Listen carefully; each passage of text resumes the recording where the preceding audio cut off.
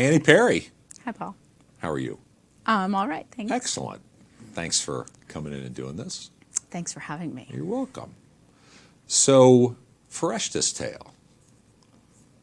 Fereshta's tale. But before we get into that, tell us a little bit about yourself. So you're a native of Colorado. Yes. And you grew up in the Valley, correct? Part-time. Grew up in the Valley, Mm-hmm. but this is where my roots are. My great-grandfather, D.R.C. Brown the First, came to Aspen in the 1880s, came over Taylor Pass with an ox cart and a string of mules, I believe, and he helped open up the first shop. Well, not one of the first shops. He helped build the first building when it was just a camp and sold tools to the miners. In Aspen? The silver miners in Aspen who were mining Ajax in the 1880s. Yeah. Okay. So my family's been here since then, and my grandparents had a cattle ranch outside of Carbondale for decades, and this is where my family still is, and this is where I come when I have any reason to. Yes. Yes, sometimes more than once. Frequently, it turns out sometimes. Try and do this, for example, because we did have a false start when we tried to record this the first time, but we're doing it again. And the good news is, the silver lining is we're together, because last time we were not together, and we had technical difficulties maybe as a result of that. So what are you doing now? Now I am an attorney. I live outside of Seattle in Washington State, and I work in the area of federal Indian law. Okay. And that sounds like a fairly narrowly defined, unique federal Indian law set of, or area, like a niche kind of category of law. What do you do with federal Indian law? Is it an advocate role? Is it administrative? What kind of law is it? Well, I think of federal Indian law as a really dynamic area of law, but it is a small area of law. And I think that when I run into attorneys who have their own shingle or, go and do regular courtroom work, they kind of are puzzled by it. Right. Because it's not a huge area. But it is incredibly dynamic in that it changes a lot. I didn't know about it when I went to law school. When I first went to law school, I intended to do international humanitarian law, international human rights law. That was my goal, and then I discovered in law school when I took federal Indian law that there were many pieces of it that really aligned with what I wanted to do, what I was kind of passionate about. And what you're passionate about is what? Well, okay, so before law school, I was an intern at the Special Court for Sierra Leone in Freetown, and I I studied war in my undergraduate, and like the laws of war and all of that. So my passion kind of became like how, civilians can survive war, or our laws around it. Like that was kind of where I went into law school. And then in finding federal Indian law, you have many peoples, right? Mm-hmm. The indigenous people of North America that have survived genocide, right? I mean, yes. You could argue didn't survive, but many of them, many cultures did survive barely, and now we have this system where they were not eradicated. They still have rights. They're still recognized. Well, they are recognized as sovereign nations now. That wasn't always the case. Right. So to me, federal Indian law was this amazing discovery of the complexity of a conquering government, not eradicating a people, allowing them to stay, and how do you have different governments kind of coexist? Coexist, right? I mean, federal Indian law is so difficult. Jurisdiction is just this massive issue and problem, and sometimes nobody can even figure it out. There's federal jurisdiction, sometimes there's state jurisdiction, there's tribal jurisdiction, and then depending on the issue and what's happening, you have to figure out who can exercise their laws. So you're really kind of on the front lines of one of America's most long-standing, I don't know what you would call it, areas of dispute and conflict. Dispute and conflict, I would say. Thank you for saying that. I don't often think of myself on the front line, but in a way, I guess federal Indian law is very much that, of like trying to work out a cohesive system Right. It's almost like an element of diplomacy as well as law. It sounds like Definitely. like there's an element of diplomacy there. Definitely, and I think you know, in the Northwest where I live, a lot of the issue is around the resource. Salmon is huge. Then you're trying to work out treaties. And the Native Americans' rights to salmon. And the Native Americans' rights to salmon, and you have treaties, at least in Washington State, written in 1855, and you're trying to work out who has rights to something that, when they were written in a trading language that, you know, wasn't even really anyone's native language, Right. like nobody could imagine that there would be scarcity of fish. Right.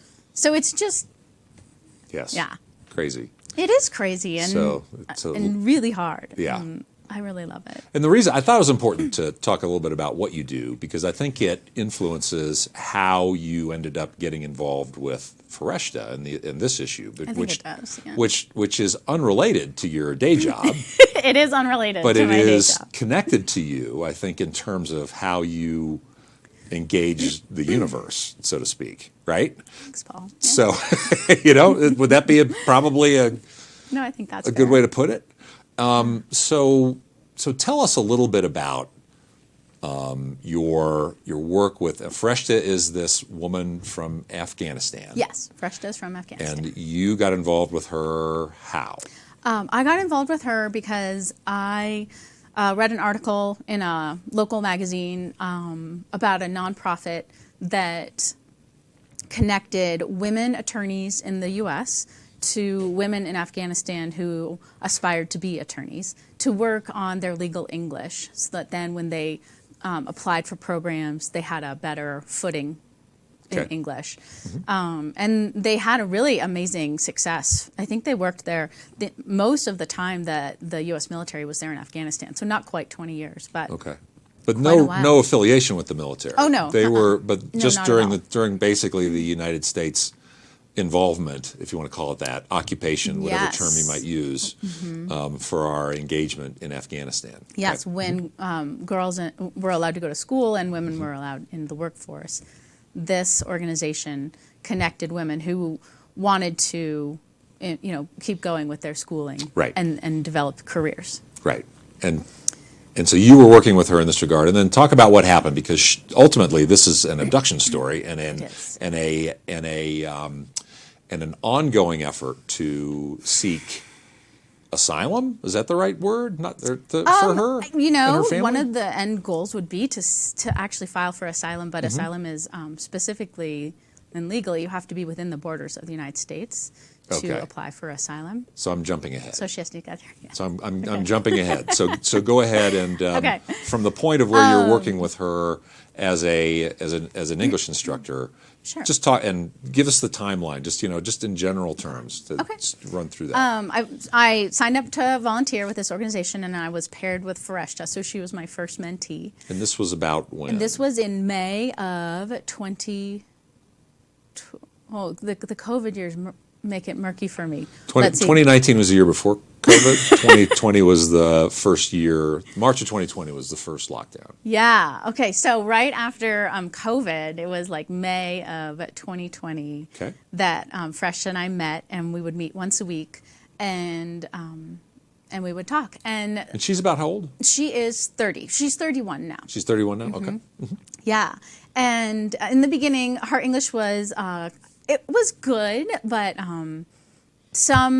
sometimes the mentors and mentees would just talk without using a camera, because if you use your camera, there were very specific rules, like you couldn't have a man in the background on my end, like I couldn't accidentally have someone, you know, a guy Walking through and stuff. Right. But I decided to use my camera because I thought it might help her see my mouth as I spoke. Sure.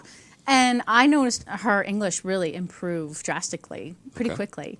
So we talked once a week, and I would say that she was living, not a privileged life, but maybe compared to a lot of people in Afghanistan, she wasn't in dire straits at all. She was living with her family, helping caretake her dad. She was helping to plan her brother's wedding, and sometimes she would travel with her father. He's a retired doctor.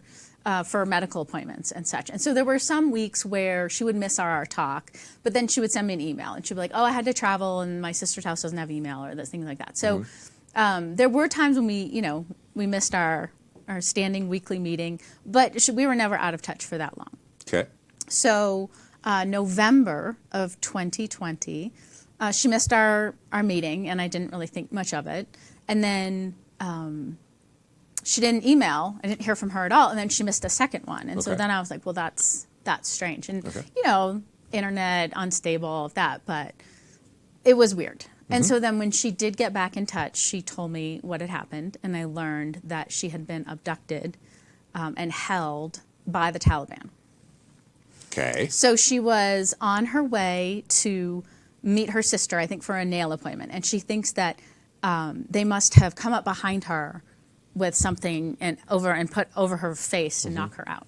Okay. So she woke up in what she describes as a really dirty apartment, and she was chained to the wall. And the men that were holding her explained to her that she had offended a Taliban, like elder? General or elder, or someone important and high up in the Taliban, like a decade ago, when she had been a teenager and working in the hospital where her dad and her brother worked as doctors. She'd been in high school and gotten into a midwifery program. And this was right after. So Fereshta, when she was young, couldn't go to school because it was when the Taliban was in charge in the 90s. And so then after the Taliban fell, she went to high school and she got into this midwifery program and went into the hospital to work. So she was volunteering and she actually interpreted for Doctors Without Borders at that time. And then this man, this Taliban important man, was in the hospital for something, and people were paying homage to him, and Fereshta wouldn't. And he said to her straight out, "Why won't you come and kiss my ring?" Or, you know, and she ran out of the room when he called her out. And her dad came to get her and said, "You have insulted him. You need to go back and apologize." And she wouldn't. And that was it. And that 10 years prior. 10 years prior, you know, so when she was like 19 or 20. Right. And they tracked her down. And they told her that they had been looking for her for a very long time. And they were now waiting for the right Taliban commander to get there to positively identify her so that they could put her to death. And she did not remember that incident in the hospital until, you know, they told her about it. And she was like, whoa, okay, trying to remember that. So she's in captivity. She's in captivity. And this is between about when and when? So this is in November of 2020. So it would be like right around our Thanksgiving of 2020. But clearly she escapes somehow. She escaped. So talk about how she escaped. Okay. So enter into the story who Fereshta and I call the boy. Fereshta and the boy. But I should clarify that he is not a boy. He is a man. Right. And that in Afghanistan, almost always when you have two people get together, the man is older. That is just traditionally the way that it is. So for the woman to be older than the man, that's really uncommon. And so this man who was, like several years younger than Fereshta, she called him the boy. Okay. He, I believe, overheard talk of Fereshta and where she was being held. And he got in and got her out of that apartment. Okay. And he got her back to her family. Okay. And they didn't know each other. No, but you've kind of presaged how things go, right? By right. saying that they got together, right? They didn't know each other at the time, right? So he got her back to her family. And when she got back in touch with me, and the reason I'm able to tell you all of this, Paul, and that I know this story so well, is that I was immediately trying to think of how I could help her process what she had just been through. And so I wanted her to write out her basically her trauma statement, sure. Just pour it all out, get it all out, right. Because you will forget, right? Our minds forget. Oh, yeah. Right? We just bury it so that we can keep going and survive. So, and she was a great student, true to form. She wrote it, I think, she wrote it all out in Dari first, and then she wrote it all out in English, and I, helped her. We worked it through. There were a few parts where I wasn't really sure what she was trying to say, so we worked it out. So I have her long statement of the time of her captivity. And she doesn't remember a lot of it now. And sometimes I'll bring a little bit up and I'll see the look on her face like, oh, I've forgotten that. And I'll just let it go. So these are all things that really validate this event for you, right? Definitely. These are, I mean, this is not somebody just trying to,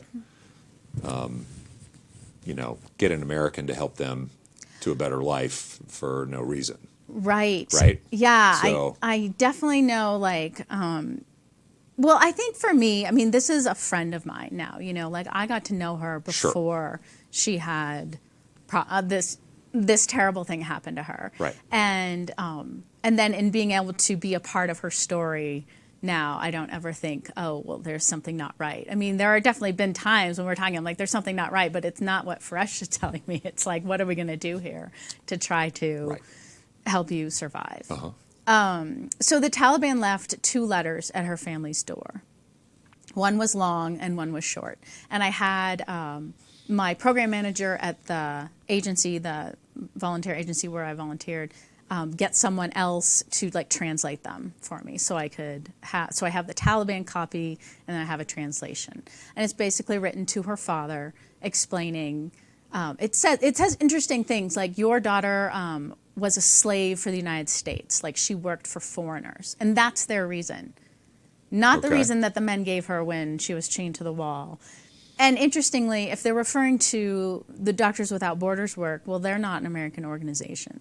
So Fereshta has never worked for the United States government. Although there are American doctors who work with Doctors Without Borders. Of course, right. But so the Taliban letter says, for your daughter's work with foreigners, she's a slave, and they name the United States. Okay. Did they know that she was back at the house? Yes. So they knew, but they didn't come into the house and take her. They knew that she was there, but they didn't come into the house to take her. Okay. And this could be an entirely another conversation, a long one, where the Taliban, we say the Taliban, but they are, in my mind, not one big cohesive group that always acts the same. Like I'm sure they're in other places in Afghanistan, they would have just knocked the door down and gone in. But I wonder if they, just felt like, well, we just want this one woman, like they didn't want. Right, and this was around what time period? So those notes were left in December of 2020. Okay. I think the one was left in December, and then the shorter one, it's like. And they're in, the family is living in what community? So I'm not going to tell you where they live in Afghanistan. Can you tell me if that was a community that was kind of controlled by the United States at that point, or by U.S. interests, or by Afghan government forces that were affiliated with the United States? Okay, this is what I will say. Until August of 2021, the Taliban controlled anywhere between 60 and 70% of the country. And then in August, now they control. That's when they, That's when they took over. Took over everything. Completely. Yeah. Right? Yeah. In August of 21. So I would say where Fereshta's family lives, it's a gray area. It's a gray area? Okay. I would say they had a lot of influence. Okay. Were they in control or not? But there were other, I mean, the point, and I think we should tell people that the reason why you don't want to disclose specifics is because you do fear that anything that goes on social media, any information, could be used as a clue to help the Taliban figure out what's going on with her, where she is. And I do. Yeah. I do. So you're very, very guarded about that. I am very guarded about that. And I think that, to me, there's just no way to predict. And so I would much rather be too guarded than give too much information. I think, there are maybe some places where the Taliban is actually doing other things and working to try and feed a starving population. That's my hope, but I don't know. Okay. I don't know how big their revenge bone is, right? Yeah, I mean, the Taliban isn't the subject. The Taliban's kind of mission isn't the subject of this discussion. That could be a really interesting discussion. I know I have my own opinions. But talk about, in terms then of, they get the notes, they know she's there, so how does she not get recaptured by the Taliban? So, her family didn't let her out the door for almost 2 months. So they basically it was sanctuary in their home. A sanctuary, house arrest. Yeah, like Yeah. they were like, you cannot go outside, right? And then I think there were many, many conversations around her kitchen table of what to do. What are they going to do? I think they did think that the Taliban would eventually break down the door. I don't think anyone believed that they would just go away. And I think that, you know, the way that culturally it is for a woman, like once Fereshta left her family, you know, without the protection of her dad or her brothers, like she was going to be lost to them. And so I think that they got to that conclusion slowly, but they got there. She was going to have to be lost to them. They needed to send her away because she wasn't going to survive, and she might then affect their survival as well. Okay. And while they're reaching this conclusion, the boy came and visited the house as well, and you know, sat down with her father, sat down with her brothers, and said, "I think that they're close to finding me. I think they're going to discover who I am." So he was able to get her out of there without them knowing that it was him who did it. Exactly. Okay. But he then like said, "Okay, they're gonna figure it out, and they're gonna kill me, and I'm gonna go. I'm gonna run." Right. And this was the chance I think that her family saw for her to survive. So they married, and they went. And this, when I tell this story to friends of mine, they're like, "Whoa!" Right. Forced marriage, you know, that's not okay. And it's funny because, you know, before this happened to Fereshta, we had talked about marriage, and she was always adamant. You know, when her brothers would bring up, like, "Oh, why don't we find, you know, a husband for you?" And she was like, "I will choose my husband. You are not going to choose him." And then this happened, and nobody chose her husband, right? Except, you know, fate kind of chose her husband. The Taliban kind of chose. The Taliban. They're as responsible as anyone, apparently. But you know, this was her chance to survive and his chance to survive, so they took it. Was there anything strategic about being married? Did they think it would be easier to travel? Definitely. I mean, they were a married couple. Yeah, for sure. Like it was unthinkable to not be married. So they married and they went. Okay. And they went where? They paid a smuggler, and they made it through Iran all the way to Turkey. Okay. And they made it to the Turkish border. So in terms of the geography, explain that for us Americans who don't understand the Mideast geography, even though we've got so much history over there. Okay. So it's a long way. It's not a really short. Long way. It's not a short distance from Afghanistan to Turkey. There was a calm part of the journey where it was just hours and hours and hours in a car, where they didn't have any trouble. Right. It was February, so it was cold Iranian desert. Right. And there was a point in Iran where the smugglers tortured the boy and told Fereshta that she needed to give more money, and they like hooked him up to I don't know the right word, but they basically electrocuted him. And Fereshta described like just listening to his screams and begging with the smugglers to stop. And it was traumatic. It was not a peaceful journey. How did they get him to stop that? I think that she promised more money. Okay. They were dumped near the Turkish border and had to walk. Fereshta said they walked for about 2 weeks. And that, to her, along with the torture part, was awful. But like the walking, she remembers that horribly, sleeping outside. And it's the story of so many refugees, you know, of just like trying to make it somewhere. I should, you know, I'm going to be talking about him. So I just want to say quickly that I've given the boy an alias. And I asked him about it. I came up with it. There's the Arabic word for secret is Israr. So I asked him, "Can I use this name for you?" And so he said, "Yes, I love it." So Israr. Fereshta and Israr. Fereshta and Israr. They walked across the Turkish border and they were arrested, and they were held for 10 days, and then they were released into the eastern part of Turkey, and they are in a place, a town in eastern Turkey. And what are the conditions of their release? So and they were arrested put this in the timeline about what time? So this is after February, this is like March or what? No, what let's see. They fled in late January. Okay. And they were released after 10 days. I think it was the beginning of March or maybe the very end of February. Okay. So it took a month to cross Iran and be held by the Turkish government and then released. Okay. So, and then the conditions of their release. By the conditions Turkish of the government. release: you can't leave the town where you're put, and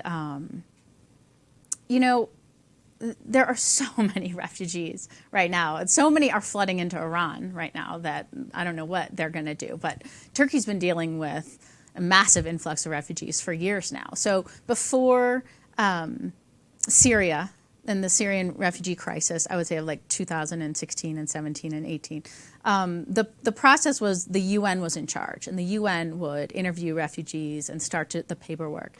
But the UN could not keep up in Turkey. So the UN and the Turkish government sat down and worked out a deal where Turkey would take over for the UN and try to process refugees. And, I asked Fereshta recently, I was like, okay, of the people that you were with in your group that was smuggled across and then arrested, how many of you are still there in Turkey? And she said 3, her, Israr, and 1 other Iranian woman. They're trying to do it the legal way. Everyone else has fled Turkey illegally. To where? To where? Trying to get to Europe. Okay. You try to get to Greece and then north. Okay. There are routes. Yes. There absolutely are well-defined well-worn routes for paths. Middle Eastern refugees to get into Europe. There absolutely are. Right. I have no doubt that Fereshta and Israr are still just in Eastern Turkey because of me. Because I have said, okay, let's try to do this legally. Let's try to get you somewhere legally, because I just think like when you get somewhere illegally, the path is so difficult. And I told her, I'm like, I can't help you get anywhere illegally. I can only help you get somewhere on the legal pathway. So let's try. And so that's what they're doing. Okay.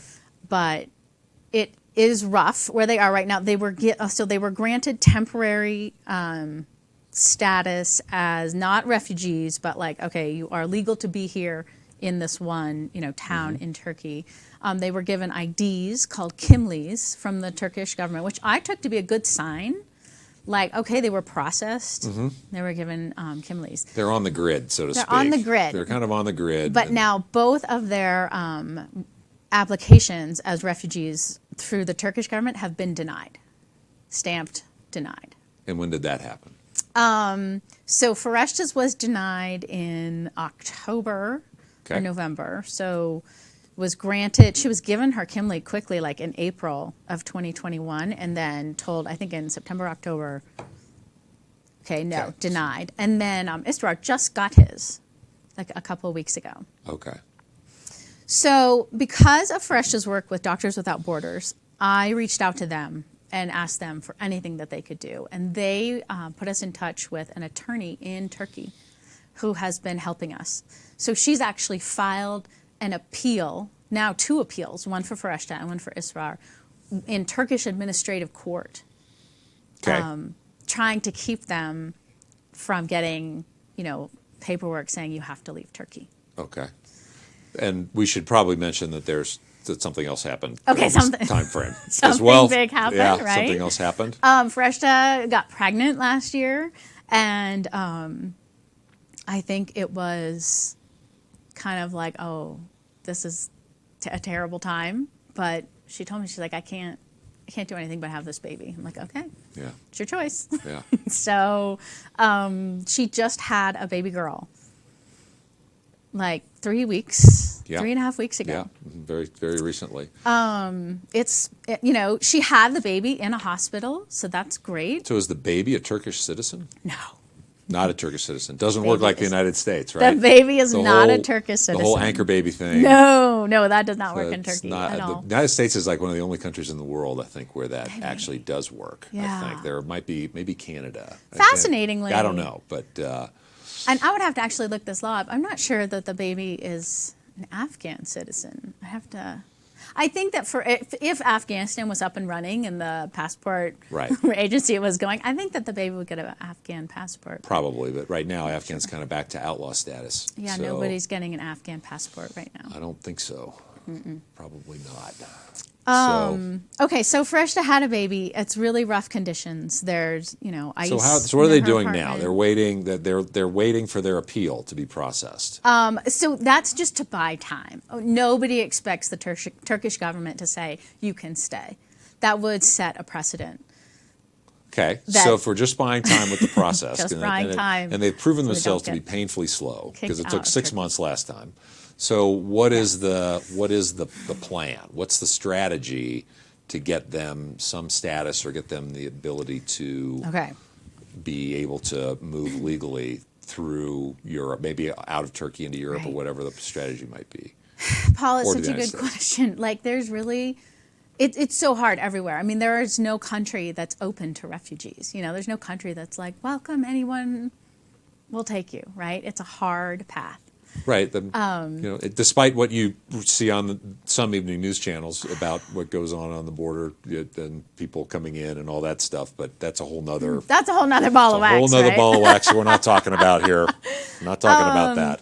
Okay, so when the Taliban took over in Afghanistan last August, and so that caused a lot of policy changes, and one that helped me and helped Fereshta. So with the Taliban taking over and the U.S.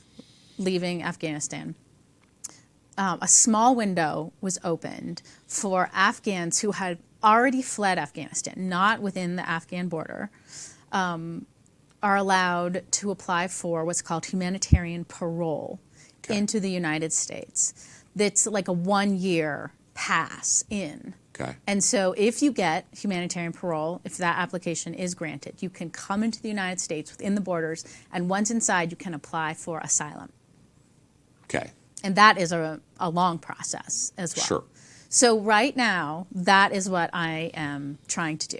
Okay. I have put in a humanitarian parole application for Fereshta and for Israr, and then I just added a third for the baby girl. And, it's $575 for every family member, no matter what. So sent off Okay. a check for $575. And if they are granted that, I'm the sponsor in the paperwork. So I'm raising money to bring them, to get their plane tickets and to get them a place to live inside the United States while I get them into a refugee resettlement agency. And I use the term refugee, meaning there are resettlement agencies that help people who come in who are not citizens, but they don't have to have the refugee status, which is another ball of legal wax over Right. here. Right. Yeah. Yeah. Big time. Which is really, that we're not going for that. We're not going for refugee status inside the U.S. Okay. So that's what I'm trying to do. I'm trying to get them to the U.S. If the humanitarian parole applications are denied, then I have to find another path for them. So I will try Canada, and I will definitely try a few countries in Europe, and then, they would really go anywhere where they can have, right now, a warm apartment for their baby, Right. anywhere where their little girl can grow up and go to school. I think, Fereshta is so amazing, and she will make such a fantastic attorney, but she needs to be able to go to school, Right. and Yeah. have that opportunity. Yeah. Yeah. So, how can people help? How can people help? So we've set up an email address Yep. where you can email us, and then I have a GoFundMe site that I can steer you directly to if you want to donate money. Okay. Is there any kind of a nonprofit conduit for this at the moment, or There just is GoFundMe? not. Okay. Just GoFundMe. Yeah. Okay. That would be great, though. Yeah. If I could have a third job, Yeah. Exactly. Yeah.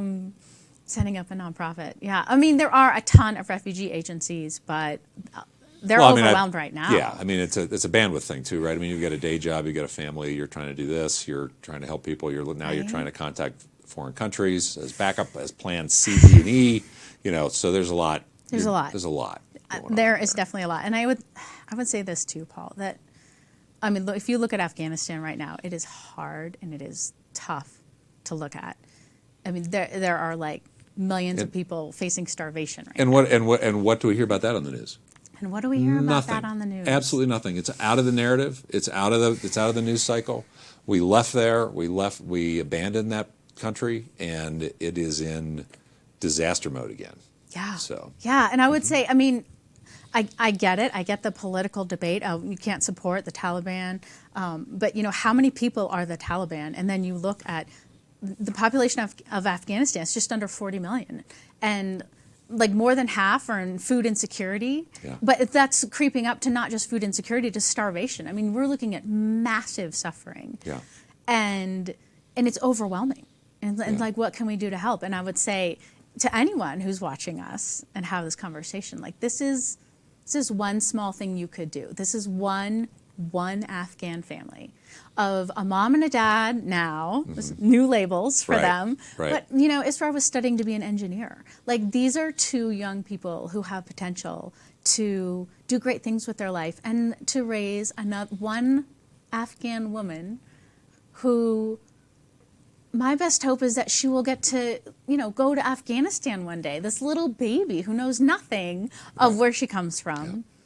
I mean, what a dream, right? That she would get to return to Afghanistan as a professional woman one day. Right. That's my hope. And I have to have that hope. Yeah. That's what keeps us going. Yeah. Yeah. So it's those personal connections, and having the courage to follow them through is kind of pretty extraordinary, actually. So, well, thanks. It's a pretty extraordinary thing you're trying to do. Well, thank you. So, is it, or is it just something that I think anyone think do? it's extraordinary. Thanks, So, Bob. I mean, I don't know, but I do. I mean, there's nothing more American, I don't think, than trying to help the individual who's trying to help themselves. Okay. And that seems to me to be kind of what this is. So that's what I see. Oh, I love that. Maybe we should talk about this more. Inspire more Americans to be more American. Well, there are a lot of people that Yeah. do it, right? And Like- this is a very, very unique case, I think, and it's very compelling because of all the dimensions that are involved. I mean, you couldn't write a movie. You couldn't. I've told Fereshta that. I was like, your story now is turning into quite the movie. So it is. It's one of those stories that really has that quality where it almost suspends belief. Because there are so many twists and turns to it. Right. The Taliban is such an amazing bad guy in the story. And Yeah. then you have all of the trials. Well, and then there's hardship. nowhere to turn. And nowhere to turn. You've got this big bad guy, and there's because of an incident that happened 10 years ago. And then there's nowhere to turn. I asked the Turkish attorney what she thought about the danger of Taliban crossing over to basically, execute someone in Turkey and going back. And she said, well, I've heard of several cases about it happening from Iran, where people fleeing Iran into Turkey, then the Iranian government sends someone across the border to execute them and comes back. She's like, I haven't heard about it from Afghanistan, but not to say that it hasn't happened. I was like, wow, that's crazy. Yeah. And I would also add that if for whatever reason I raised more money than I needed to help Fereshta and her family, there are other women attorneys who are mentors for this organization who are trying to help their Afghan mentees, other Afghan women who made it out of Afghanistan, and they're trying to help, find safe harbor anywhere. So I would roll those funds over to however many other Afghan women. And you should probably say what the email address is. Jeremy will zap it up on the screen too. On the screen? Yeah. Okay, it's fereshtastail@gmail.com. Okay. And Fereshta, FARESHTA @gmail.com. Yeah, and it's Fereshtas, TAS. Right. TALE. Yep. @gmail.com. Good. Anything else people should know? Well, I talk about a lot of other things. Yeah. There's a lot going on in the world right There's now. a lot going on in the There's a lot world. going on. It's easy to forget about harsh stuff when you're in Aspen sometimes. I don't know. It's an amazing place. But it is. It just reminds me more of if you can help, then you probably should. Yeah. So. Great. Well, thank you very much. Thank you so much for having me. You're very welcome. I really appreciate it. Yeah, I appreciate it as well. It's been very good to get to know you, and I wish you all the luck in the world with this. Thank you. You're welcome. I'll keep you updated. Okay.